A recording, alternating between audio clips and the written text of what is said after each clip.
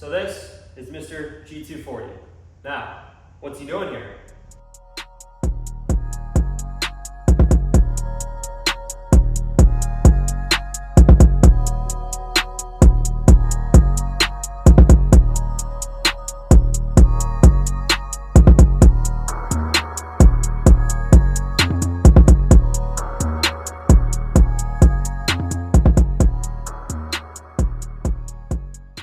Welcome back, everybody.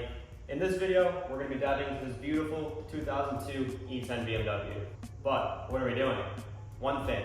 This guy is going into this guy. But why? Let me explain. So this car has a factory 4-speed, as many 2002 E10s do. What a lot of enthusiasts like to do is take out the 4-speed and drop it in a 5-speed. There's a few options at hand when it comes to converting your 02 to a 5-speed. In our case, we're going to be going with a GetRag 240. You could also opt out to the GetRag 245. I've done a little bit of research myself over the past few weeks, just kind of gauging an idea of how I'm going to go about this.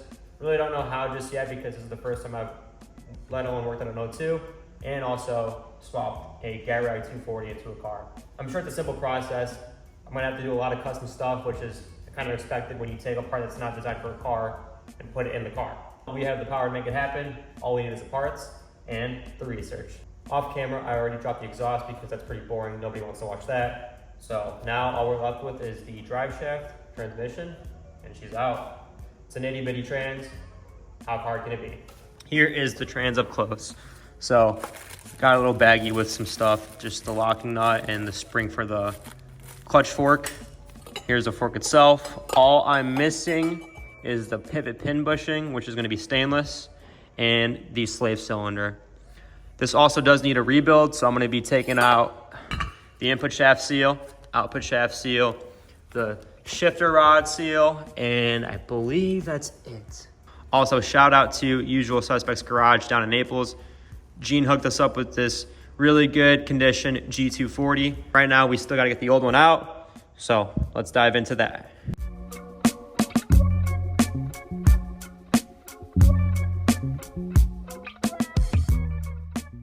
1, 2, 3, and 4. Got the center support bearing, has to come down. Then the flex disc. And then got to undo the slave, which doesn't look too bad, just that hose, it seems. It's a little bit hard to tell up top, but I think I could probably get to them up here. I'll reassess that when the time comes. For now, let's get that drive shaft out.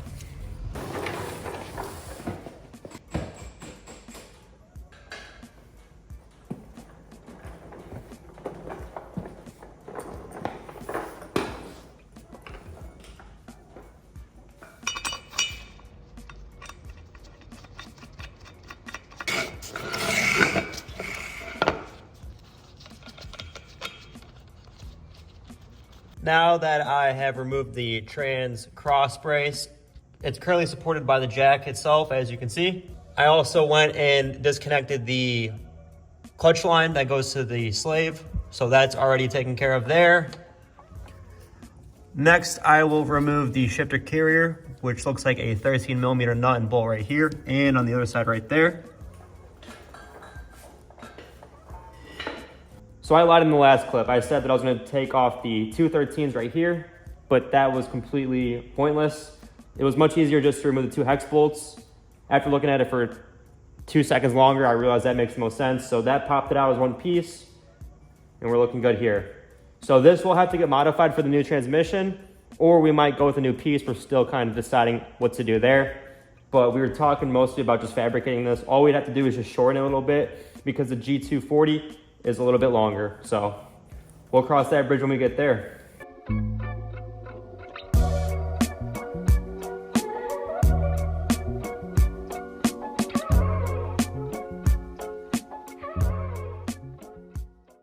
All of the top end transmission bolts have now been removed. Nothing left to do besides start yanking.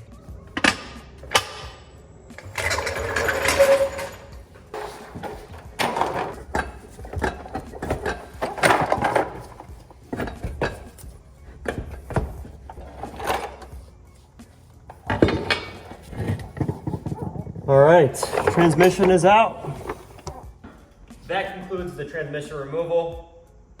Fairly straightforward process for those who have never done it. We will need to purchase a new slave cylinder, pivot pin bushing, potentially a throw bearing. This one has one still, which should honestly work out just fine. New seals, which you already have, paint it, throw it in, and then start piecing together the puzzle from there.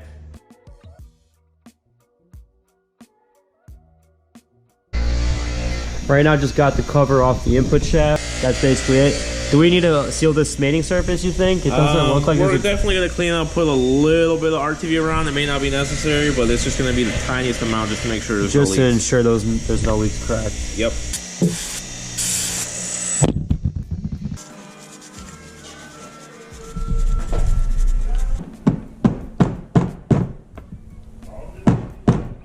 Yep.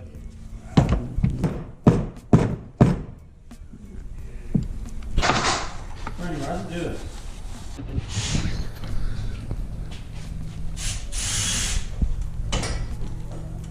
Trans is ready to go in.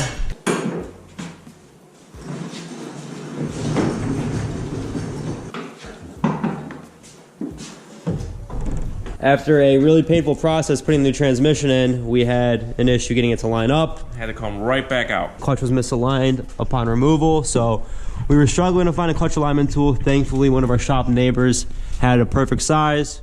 Shout out to Ray. So now we gave the motor some more tilt. Pressure plate's going back on, and we should have no problems putting this back in. If you guys know anything about 2002s, this is one of the things you have to modify. And we actually were under the impression that we were gonna have to shorten it, but for whatever reason on our application, we need to lengthen it. So this is gonna allow us basically to bring it out where we need it to. It's not a whole bunch, but then again, we don't need a lot of adjustment. It's still going relatively the same place. It's just a little further back.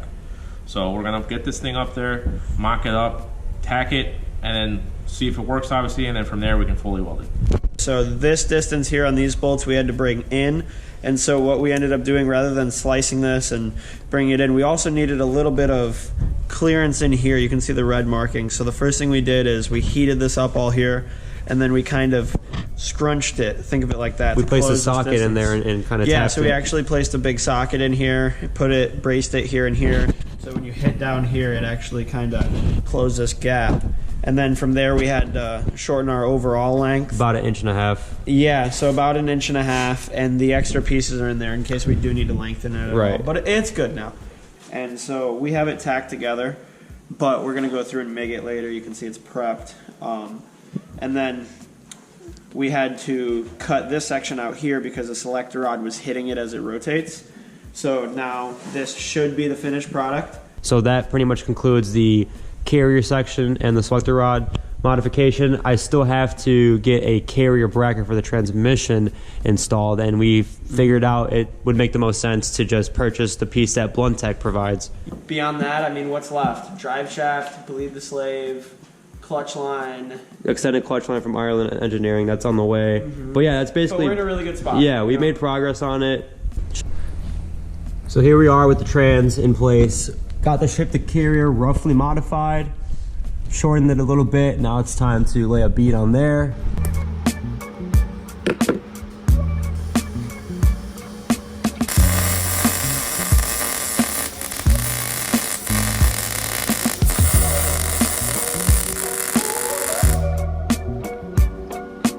Just got the shifter carrier welded up, as well as the extended selector rod. So here we have the last piece of the puzzle, drive shaft. So a little bit of a backstory to what's going on. The one in the middle is the original drive shaft from the original transmission. The one to the bottom of that is from the north location. The reason I needed this one initially was because, as you can see, 4-bolt flange going to the guibo on the original drive shaft, but in our case with the G240 we needed a 3-bolt, which this one had. So I said, okay, what if I just take this one and that one and make one with 2? Thing is, did that, took it to the drive shaft shop and told them if they can modify it, that'd be great. But they advised We just go with a custom drive shaft with the correct measurements, so that's exactly what we have here. Picked this up about an hour ago. Right now John's pulling some manual stuff out of that vert, and then we're gonna get the O2 on the lift.